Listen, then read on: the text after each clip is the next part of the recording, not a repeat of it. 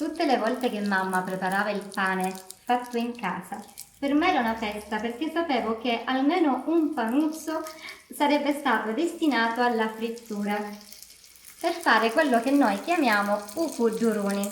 Oggi avevo voglia di risentire quel sapore e quindi ho impastato un po' di farina e questo è il risultato. Iniziamo da una buona semola di grano duro rimacinata. Metto il lievito di birra fresco e lo inizio a sciogliere aggiungendo acqua. Acqua leggermente tiepida. Man mano ne incorporo altra.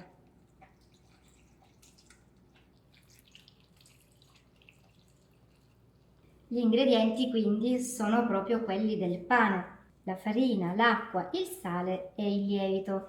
Una volta tutte le massaie che preparavano il pane avevano il lievito madre a disposizione, anche perché si passava da una famiglia all'altra, tra vicini di casa. Se ne dava un pezzetto in prestito, si faceva crescere e si utilizzava.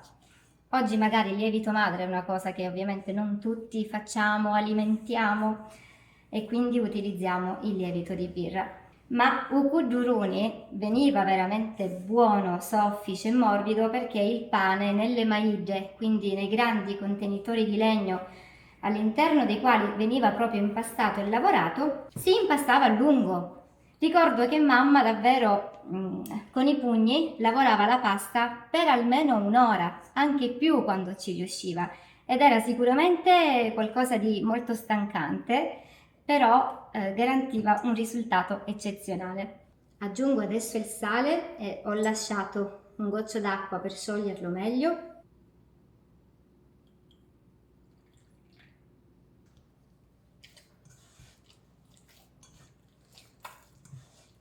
Non dobbiamo ottenere una pasta troppo soda, sentite il rumore che fa sotto le mani?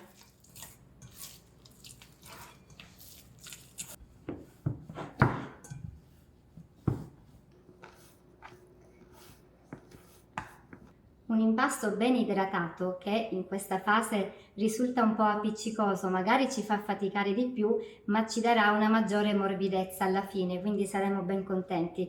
Se dovesse essere necessario, possiamo aiutarci con un pizzico di farina, giusto una spolverata. L'importante è lavorare un po' per renderlo liscio e ben omogeneo. Poi c'è un ingrediente che a piacere possiamo aggiungere solo per aiutarci a gestirlo meglio e a lavorare ancora qualche minuto. Sto parlando dell'olio di oliva, che non tutti utilizzano ovviamente quando si fa il pane, però dopo aver lavorato tanto, mamma aveva l'abitudine di aggiungerne un goccino perché diceva sempre che la aiutava a dare alla pasta una bella faccia, una faccia più liscia. Quindi io ne metto giusto un goccio.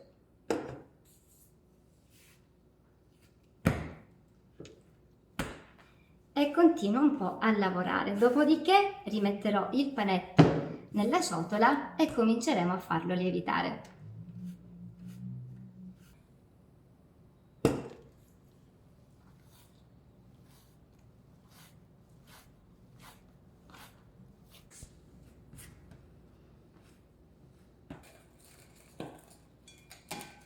E adesso faccio lievitare fino a più che raddoppiare il volume.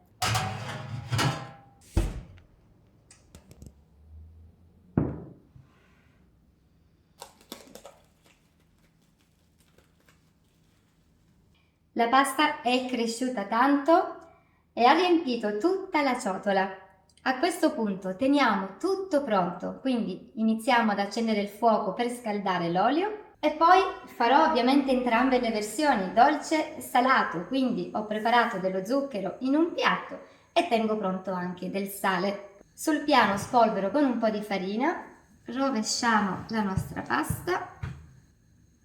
Non la maltrattiamo perché non vogliamo perdere l'aria che si è formata dentro e che ci darà un kuduruni fantastico, morbido. Ricaviamo delle strisce che possiamo allungare leggermente con delicatezza e poi tagliare della misura che più preferiamo. Io voglio ottenere dei bastoncini non troppo grandi.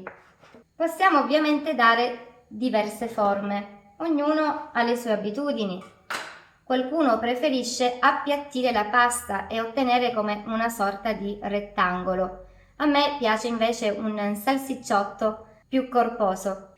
Ogni tanto mamma allungava i pezzetti di pasta e li chiudeva a ciambellina. Insomma, si può fare come si preferisce.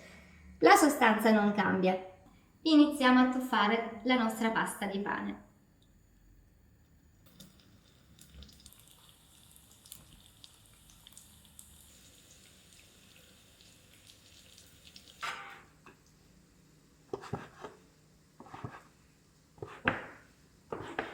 Gli diamo il tempo di colorire e poi giriamo un po' su tutti i lati per farli dorare uniformemente. Guardate con il calore come comincia a gonfiare, ci sono tante bollicine d'aria. Questo secondo me è il colore perfetto, non troppo scuro, ma nemmeno anemico. Man mano che Uku Duruni è pronto, lo trasferisco su carta assorbente. È leggerissimo. Iniziamo dalla versione salata. Basterà aggiungere solo un pizzico di sale.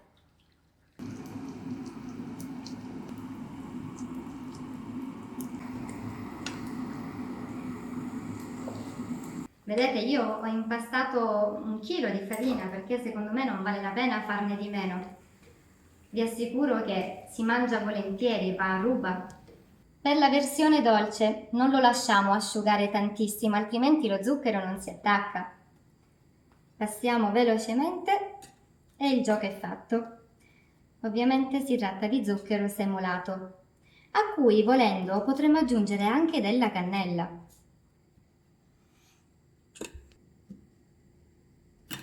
Ed ecco pronta sia la versione salata che quella dolce. Fatemi sapere quale preferite, se l'avete già provata questa ricetta, altrimenti se non avete ricordi come me di una mamma o di una nonna che preparava il pane fritto, è arrivato il momento di provarlo perché avete visto che è semplicissimo, davvero fattibile per tutti.